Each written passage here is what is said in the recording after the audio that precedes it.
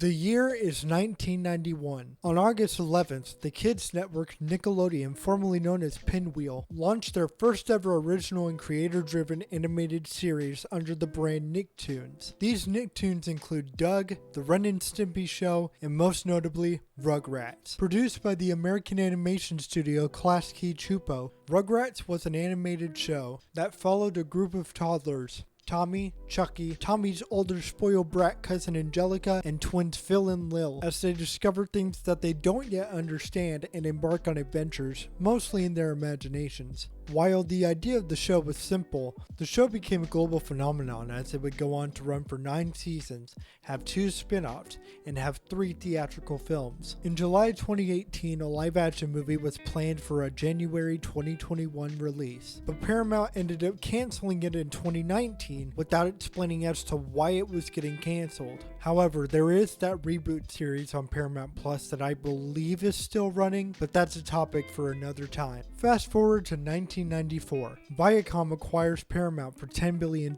paving the way for multiple Nickelodeon theatrical releases, including Good Burger, Jimmy Neutron Boy Genius, the SpongeBob SquarePants movie, and what I will specifically discuss in this video, 3 theatrical Rugrats movies. There are 3 movies in the Rugrats Movie trilogy: the Rugrats Movie, Rugrats in Paris, and Rugrats Go Wild. Not only did I enjoy watching the Rugrats series growing up, but I also remember enjoying the movies as well. Well, most of them. And because of that, today I wanted to look back at each of these 3 movies to see if they still hold up or if they weren't as good as I remembered them to be. So sit back and relax as we take a deep dive into the entire Rugrats Movie trilogy.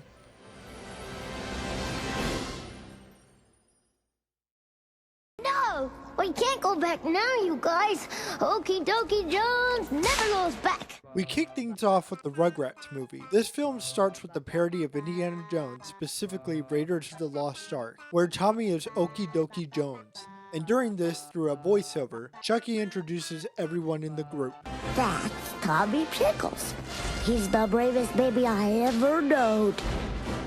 And that's still a little, well, they like worms. This sequence ends with the giant boulder being revealed to be Dee Dee's huge Prego belly, causing the babies to panic and run straight into the sliding door window. It is then revealed that Dee Dee is holding a baby shower at the Pickles home. Almost everyone at the baby shower believes that the baby will be a girl. But funny enough, in the same scene, this joke gets made. Born under Venus, look for a... Hello? The babies believe that Tommy's baby sister has already been born, so they go back to the house to find her. While searching for her, Angelica enters the room, convincing Tommy that once the baby arrives, they'll become the new favorite and forget all about him. While Tommy argues that his parents won't forget him, Angelica hears Susie singing and gets annoyed. Therefore, she decides to interrupt her performance and join, making it probably one of the most awful duets I have ever heard. A baby is a gift from above. A baby is a gift from above. Angelica ends the song with a screeching battle cry, causing Dee Dee to enter labor. So everyone rushes Dee Dee to the Dr. Lipschitz maternity hospital. Tommy thinks that his baby sister is lost. Therefore, the gang breaks out of the hospital playpen and decides to go out and find or buy a brand new baby. Cool. So this hospital is apparently now the Apple Store, but if it was for human trafficking, they end up in a room with other newly born babies, voiced by artists such as Lenny Kravitz, Lou Rawls, and both Kate Pearson and Cindy Wilson from the B-52s, who all break out into a song. The world is way too bright. Can somebody turn down the light? That's what that thing looks like. Grandpa Lou and Boris find the babies and take them to the waiting room, and then within seconds, the baby is born.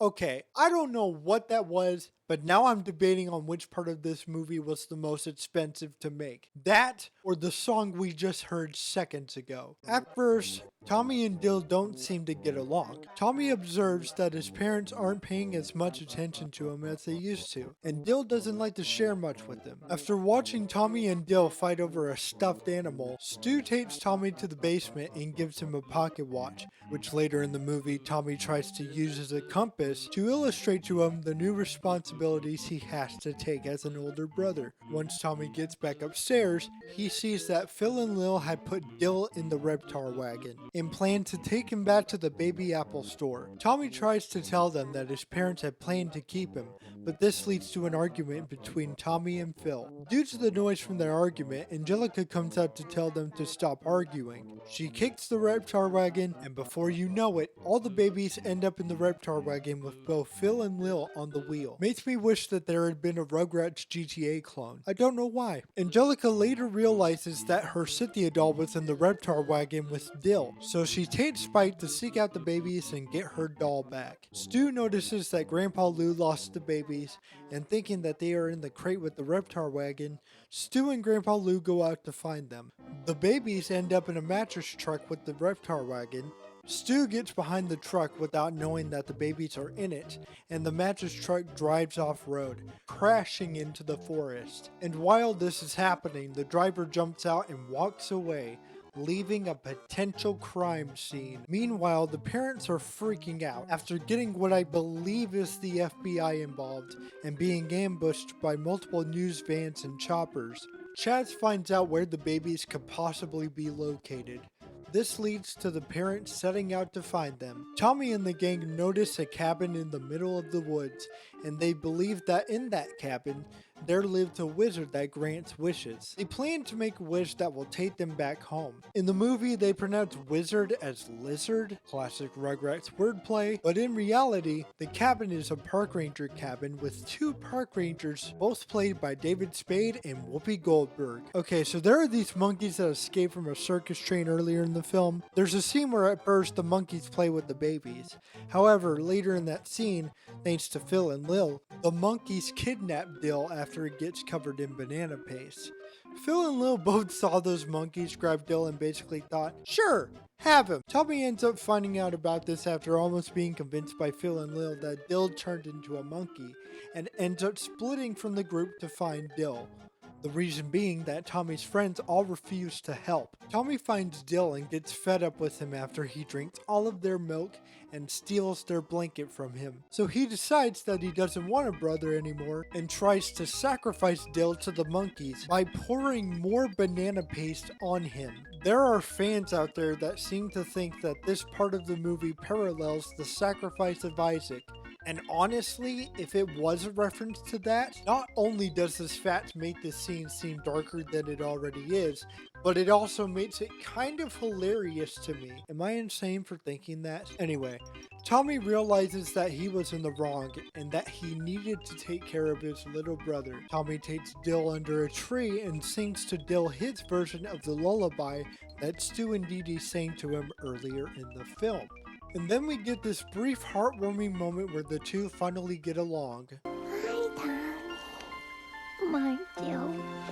Soon the monkeys show up and try to attack Tommy and Dill, but luckily for them, the rest of the group shows up and chases the monkeys off. The monkeys see that Chucky has the banana paste and they start to chase him. Realizing that Chucky is his best friend, Tommy chases after the monkeys and saves Chucky with the help of Spike. The babies are all back, reunited in their Reptar wagon, and they all start to accept Dill. Angelica eventually catches up with them and the Reptar wagon leads them to a bridge, where on the other side, they believe is the lizard's house. Angelica, who finds Cynthia, almost falls off the bridge, but the babies save her. A wolf that shows up earlier in the film catches up with them. This leads to Spike having a fight with the wolf, and at the end of it, they both fall off of the bridge. This of course upsets the babies, and while they are crying, Stu flies down with his Dactar glider invention and crashes into the house. The babies think that he is the lizard, and they decide that for their wish, They would all like Spike to come back. Spike is revealed to still be alive. The babies reunite with their families. The monkeys reunite with their owners.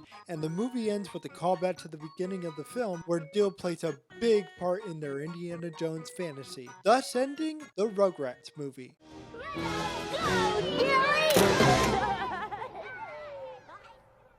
While I do enjoy this movie, I don't think that it was the most enjoyable one in the trilogy. Honestly, my main concern with the movie was that I found Dill to be quite annoying, but personally I didn't find him as terrible in the next two movies or when he became a regular on the original show. While I agree that the Rugrats franchise was starting to go downhill when Dill came along, I considered him to be pretty tame after the first movie. The movie was successful enough to get a sequel, as it would become the first non-Disney animated film to gross over $100 million at the box office, with the box office total of $141 million, surpassing its $24 million budget. It became Nickelodeon's highest grossing film until a series of unfortunate events broke the record in 2004, earning over $200 million at the box office. Rugrats in Paris, the movie. Here we go! The Rugrats are going to Paris. And Paris will never be the same. Rugrats in Paris, the movie. Next off on the list is Rugrats in Paris, and I gotta say that this, in my opinion, is the best movie in the entire trilogy. I had this movie on VHS growing up, and I am not even exaggerating when I say that I wore that VHS tape out. The movie opens with a parody of The Godfather where Angelica plays Marlon Brando's character and all the babies call her the Bob Father. I know, amazing. Tommy wishes for Dill to have a new binky after his previous one was stolen at a playground. It is revealed that everyone is at Grandpa Lou and his new wife Lulu's wedding, where Angelica, or the Bob Father, takes a binky away from a random baby and gives it to Dill, which makes the babies think that Angelica can make wishes come true. I remember feeling really sorry for that kid. Then a dance between the moms and their kids takes place. While this is happening, Chucky asks the Bob Father for a new mom.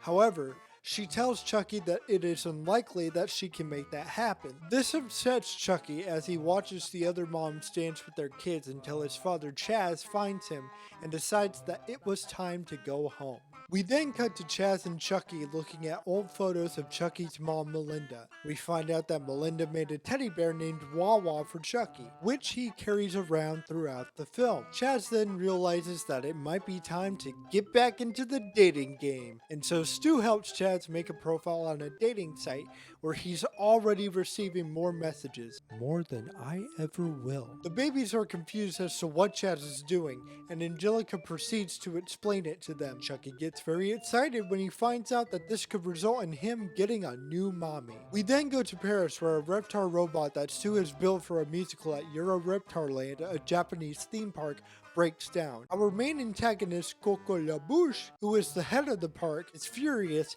and this leads to Stu being called to Paris to fix the robot. We then get a musical number about the babies traveling to Paris. During this musical number, we see Phil and Lil go through a CT scanner, which is quite concerning now that I think about it. When they get on the plane, the babies' moms take them away to change their diapers, leaving Chucky alone with his thoughts. While the song I Want a Mom That'll Last Forever by Cyndi Lauper plays, Chucky remembers and misses his mom as he looks out the window of the plane. While he looks out the window, multiple clouds form to look like Chucky and his mom. This scene right here is the most gut-wrenching and emotional moment in the film, dare I say, the entire franchise. You thought that the Mother's Day episode of the show was heartbreaking? Just wait until you watch this scene. I don't know what it's like to be in Chucky's shoes in a moment like this, because I never lost any of my parents, but I almost had to fast forward through the scene every time it comes on, as it is rough to sit through. We then land in Paris, where the babies and their families hop on a bus, taking them to Euro Reptar Land. La Bouche gets a video call from Mr. Yamaguchi, CEO of Yamaguchi Industries, the parent company of the Reptar franchise. This is where she learns that Yamaguchi is resigning from the company, and she wants to take his place as the new CEO, but Yamaguchi tells her that she isn't suitable for the promotion, as he was looking for someone who had the heart of a child. Off the bat, she tells Yamaguchi that she adores children and that she's actually engaged to a man with a child of his own, when in reality, none of those things were true. After eavesdropping on the conversation and getting busted like a moron, Angelica tells LaBouche that Chaz was single and that she could get him to marry her.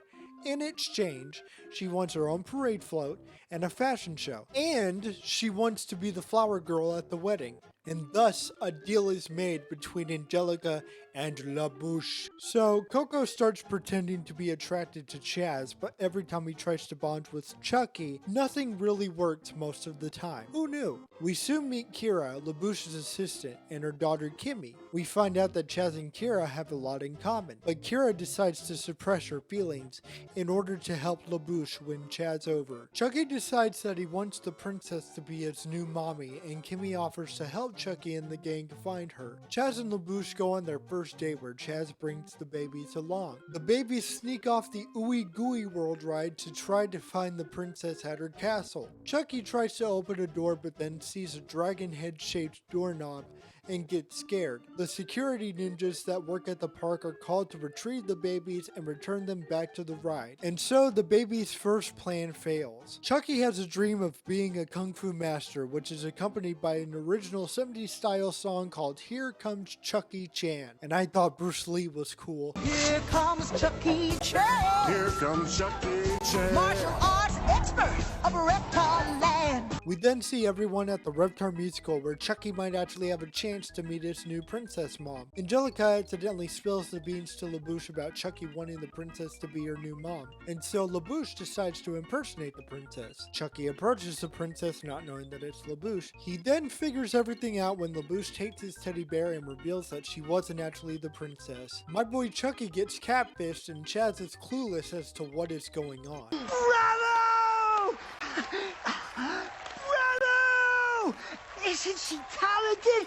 Oh gosh, you guys, I think Chucky and I are both in love. It's Chaz and Coco's wedding day. Coco has the babies and Angelica locked in a warehouse with Jean-Claude to guard them and prevent them from stopping the wedding. Angelica tells the babies the truth about her and LaBouche's deal and apologizes. Tired of being scared all the time, Chucky decides to crash the wedding with the help of the others. This leads to Chucky and the babies taking and piloting the Reptar robot to get to Notre Dame, where the wedding is being held. Jean-Claude catches up using the Robo-Snail, resulting in a very entertaining mech fight between the robot Reptar and the Robo-Snail. The babies win the fight against Jean-Claude and the babies manage to get to the cathedral.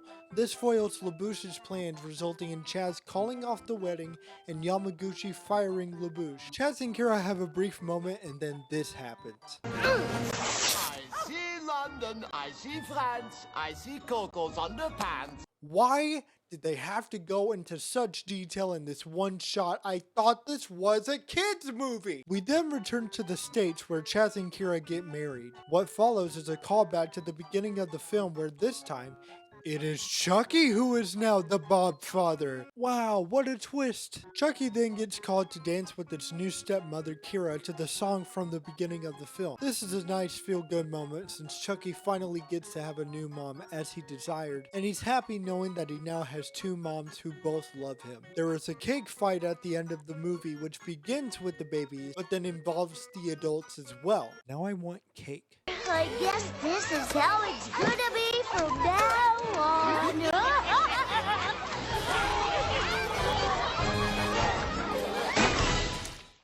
The sequel did well both critically and financially. While it didn't make as much box office revenue as its predecessor, it also managed to make over $100 million at the box office. This is thanks to a box office total of $103.3 million, surpassing the film's $30 million budget. It's just that I have all these feelings I want to express and everything's been kept locked up inside me. Until now. You are the first person I've ever known who really understands me. I'm glad I can help, Spike. Paramount Pictures and Nickelodeon Movies present The Rugrats Go Wild. Without a doubt, two of the most notable Klasky Chupo properties are the Rugrats and The Wild Thornberrys. Both of these shows were very popular on Nickelodeon, and after both of these IPs had hit the big screen, it wouldn't be long before a crossover was made. Originally called The Rugrats Meet the Wild Thornberrys, Rugrats Go Wild, the final film in the Rugrats Trilogy, was at first supposed to be a 90-minute TV special that would air on the Nickelodeon network, but after many positive test screenings of the TV special, Paramount decided to scrap the special and rework it as a theatrical film. Multiple sources claim that the 90-minute TV special still exists to this day, but it remains lost media. Remember when we were watching Rugrats in Paris and I said that I had felt sorry for the baby that got his binky swiped by Angelica? Well, now I feel sorry for all the audiences at those test screenings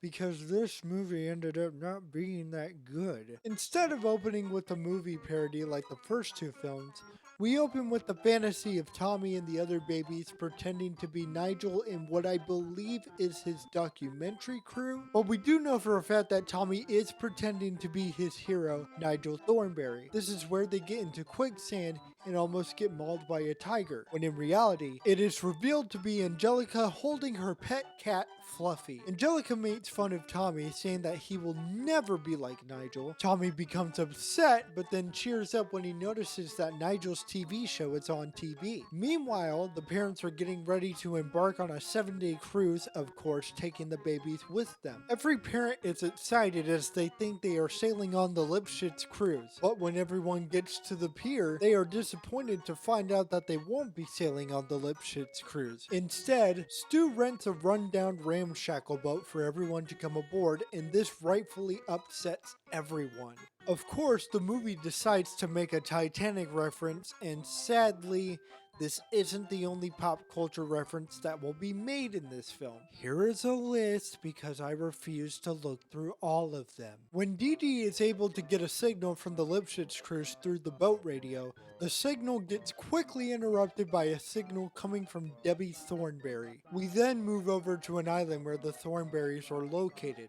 Here, Debbie gets into an argument with her mom, Mary Ann. They are arguing over the fact that she and Nigel have not yet returned to the combi from their search for the clouded leopard, work all the time, and never make time for the rest of the family. We then come back to the ramshackle boat where the Rugrats gang gets caught in the middle of a tropical storm. Finest hour style. After the boat gets flipped over by an extreme wave, everyone is forced to abandon the ship on a life raft. This takes them to a deserted island, which happens to be the island that the Thornberrys are currently on. They, of course, don't know this yet. Don't get ahead of me. Angelica terrorizes the kids into thinking that they will be eaten unless they treat and obey her like a princess, which Susie doesn't fall for. This leads to a song being sung by Angelica as the Island Princess. So if you don't wanna end up being eaten, lost your food, and keep your island princess in a really happy mood. After breaking up a fight between the adults, Betty snaps some sense into everyone and is voted leader. As her first order as leader, she assigns Stu baby watching duty. Tommy sees that his dad is upset and tries to help by suggesting to the babies that they need to investigate and look for the Thornberrys. This is because he believes they are also on the island. Meanwhile, Stu decides to build a radio from everyday items to send a distress signal, and he tells Angelica to watch the babies for him. She refuses and tells Spike to do it instead so that she can try to find someone on the island to boss around. Angelica finds Debbie and takes off with her in the combi. This is where later in the film, Angelica steals the combi's bathysphere and accidentally fires a flare that pierces through the pontoon. This causes the combi to sink to the bottom of the ocean. And that, kids, is why we can't have nice things. The It's the Jungle Out Here song plays and it sucks. Anyway, Spike runs into Eliza and we finally get to hear Spike talk for the first time. Could you give a dog a little warning? I'm trying to do my business here. Spike is voiced by Bruce Willis, who clearly has no idea what the movie is about. What was it like portraying a dog? It's pretty similar to real life. You know, the character of Spike is Spike tells Eliza that the babies are lost somewhere on the island, and Eliza offers to help him find them. There's this whole subplot in the film where Dobby and Chucky meet. Dobby swapped clothes with Chucky because they gotta use Dobby in the movie as comic relief somehow. So Nigel Thornberry finds the babies.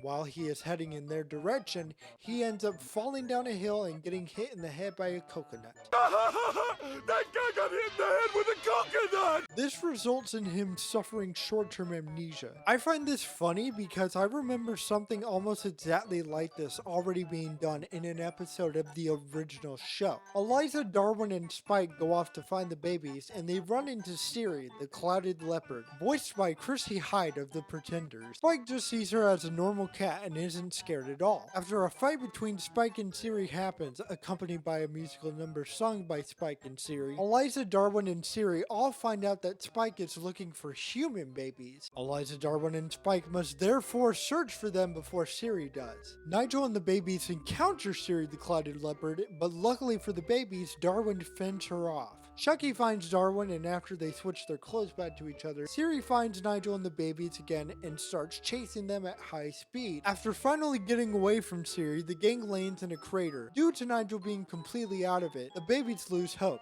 worrying that no one will ever find them. But that's when Angelica swoops in with the bathysphere to save the babies. Meanwhile, Stu successfully makes a working coconut radio, and the other parents run into Dobby. They discover that he is wearing Chucky's shoes and chase him around the beach. This is where they run into Marianne, tell her that they are shipwrecked, and ask her for help. The other parents find out that Stu left the kids with Angelica and start to panic. Stu manages to get a signal from the babies thanks to Angelica accidentally turning on the bathysphere radio. After Susie and Angelica start fighting over control of the bathysphere crashes at the bottom of the ocean. Way to go, guys! Nigel hits his head in the crash, regains his memories, and manages to grab a hold of Marianne and the others on the bathysphere radio. Sadly for Nigel and the babies, however, the bathysphere starts running low on oxygen and fuel. Not only does this mean that they can't get to the top of the ocean, but this also means that they have a very short time to live before they end up dying from a lack of oxygen. Stu finally comes up with a clever plan for once,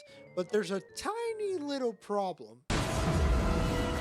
In order to fix the pontoon, Spike successfully dives into the ocean to retrieve the sunken life raft from earlier in the movie. Stu cuts off a piece of the raft, and Debbie uses her gum to patch the hole in the pontoon. With the help of the others and thanks to Stu's plan, Marianne raises the combi and uses the automatic retrieval system to rescue Nigel and the babies. This is just before the bathysphere completely loses air. The babies reunite with their families, and everyone forgives Stu for causing them to have been shipwrecked. The movie ends with everyone finally getting on board the Lipschitz cruise, where the Thornberrys decide to join them. And that was Rugrats Go Wild, wrapping up the Rugrats movie trilogy as a whole. Well, Eliza, as dog is my witness, I'll never lose my babies again! While I don't hate the movie or think it's terrible, I will say that this movie, in my opinion, is the weakest in the entire trilogy. This movie relies too much on pop culture references, songs that while maybe one is enjoyable, the rest can get quite annoying, and most of all, gross out humor, which most likely was the cause of this movie being the first and only movie in the trilogy to receive a PG rating. There are some things that I like about this movie. Despite the movie's mediocre execution, it's obviously cool that we get to see the Rugrats and the Thornberrys interact with each other. I think it's fantastic that we see Susie more in this film, as she shows up only for a couple of seconds in the first two films. And sure, this movie might have a funny joke or two, but other than that, I can't say I was a fan of this movie. Rugrats Go Wild, while having mostly negative to mixed reviews, grossed over $50 million with a box office total of $55.4 million, making over double its budget of $25 million back. Okay. So now that we have watched through the entire Rugrats movie trilogy, what are my overall thoughts? I would say that overall this is still an enjoyable set of films, and they were very fun to revisit. It brought back very fond memories for me. I began to notice more and more things in each of these movies that I hadn't noticed before. This made most of the movies more enjoyable to watch for me. If I were to rank the movies from best to worst, I would rank each movie as I would the first 3 Shrek films. That's right, Shrek. While the second film has the funniest jokes, the most memorable soundtrack, the most exciting fight scenes, and the most memorable moments out of the 3, the third film installment is kind of a major letdown as it lacks funny moments, makes too many pop culture references, and depends too much on things like poop humor to get a laugh. The first film gets the second place spot because while it wasn't as exciting as Rugrats in Paris, there wasn't really anything to complain about. It's still a pretty entertaining film. This concludes my analysis of the Rugrats movie trilogy. I hope you enjoyed this video. If you like seeing stuff like this and you want to see more, go down, hit the subscribe button, and ring the bell. This will let you get notified when a new video is uploaded. Comment down below and let me know what you think about the Rugrats movie trilogy as well as how I did on this analysis. Thank you for watching StalgiaTV, and I will catch you all next time.